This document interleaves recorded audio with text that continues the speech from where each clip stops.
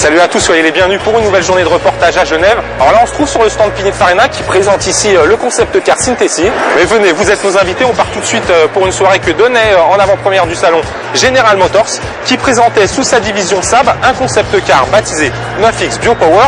Puis ensuite on se rendra immédiatement sur le stand Dacia qui présente une voiture qui va sans doute beaucoup faire parler d'elle, la Dacia Sandero. Allez, on regarde ça tout de suite en images, c'est parti.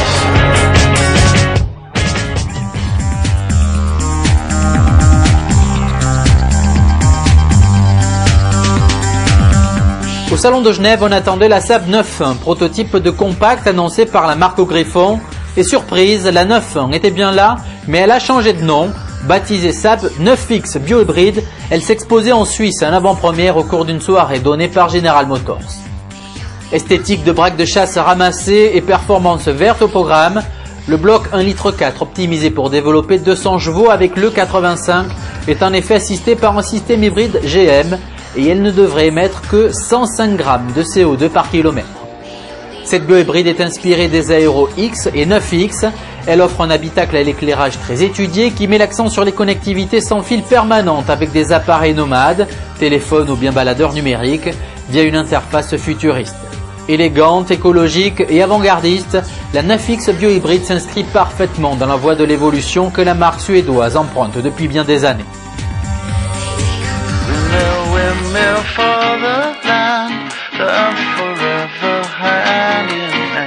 Attention, voici un phénomène. Esthétiquement, la Sandero de Dacia présentée à Genève se distingue de Logan avec une face avant dotée d'optique très expressive et moderne. L'ensemble bouclier calandre est parfaitement intégré à la carrosserie et en dehors du look plus moderne que Logan, Sandero est une voiture un peu plus compacte que sa cousine avec une longueur de 4,02 m, 4,25 m pour Logan berline et un volume de coffre de 320 litres, 510 litres sur Logan. Pour mieux convaincre, Renault assure que la robustesse de Sandero a déjà été démontrée avec près de 500 000 km de tests de roulage sur tous les types de routes d'Amérique du Sud. Mais surtout, le rapport prix-prestation est imbattable, avec en plus une garantie de 3 ans ou 100 000 km sur la plupart des marchés européens.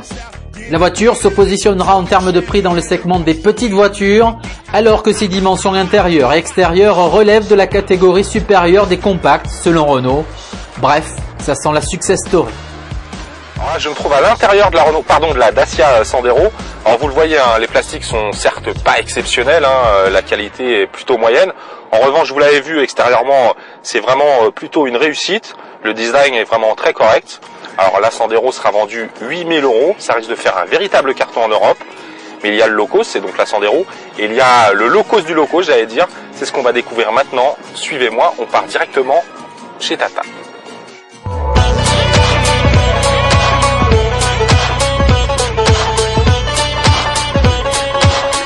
À Genève, le constructeur indien Tata qui présente sa Nano attire tous les curieux et professionnels du monde entier.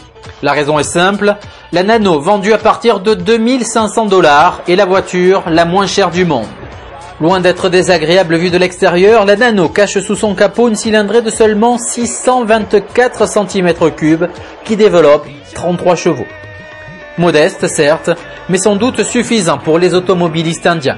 Car la Nano se destinera d'abord au marché émergent, l'Inde bien sûr, mais aussi la Russie et la Chine. L'objectif de Tata est de vendre 250 000 unités de sa Nano au départ, par an, et le million d'exemplaires au cours de la prochaine décennie, avant probablement de venir faire les yeux doux au marché de l'Europe de l'Ouest.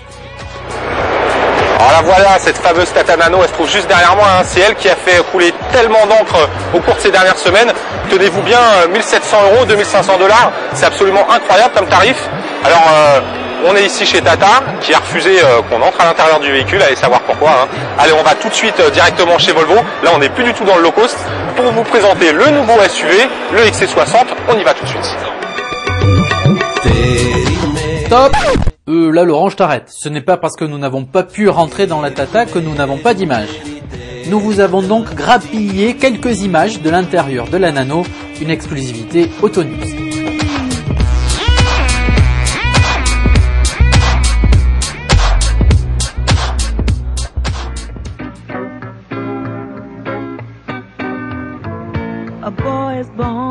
Volvo dévoile à Genève son XC60. Basé sur le concept présenté au salon de Détroit 2007, ce nouveau SUV doit permettre à la marque suédoise de se faire une place sur le marché des crossovers compacts, aux côtés des valeurs sûres du segment, mais aussi des futurs Audi Q5 et Mercedes GLK.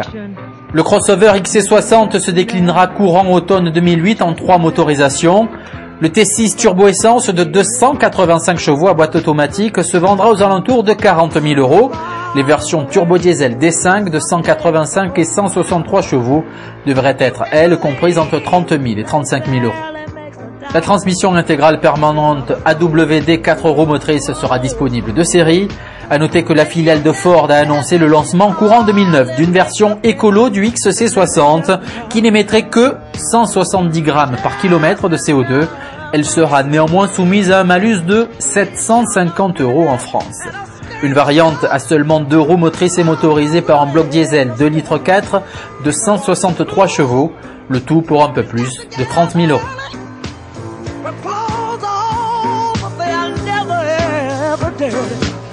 They're living just enough. That's enough for the city. A brother is smart. Voilà, c'est devant l'Audi R8 TDI Le Mans qui abrite, tenez-vous bien, un moteur V12 sous son capot que nos reportages prennent fin pour aujourd'hui à Genève. On se retrouve évidemment dès demain pour de nouvelles images. En attendant, je vous dis salut à tous et bonne route.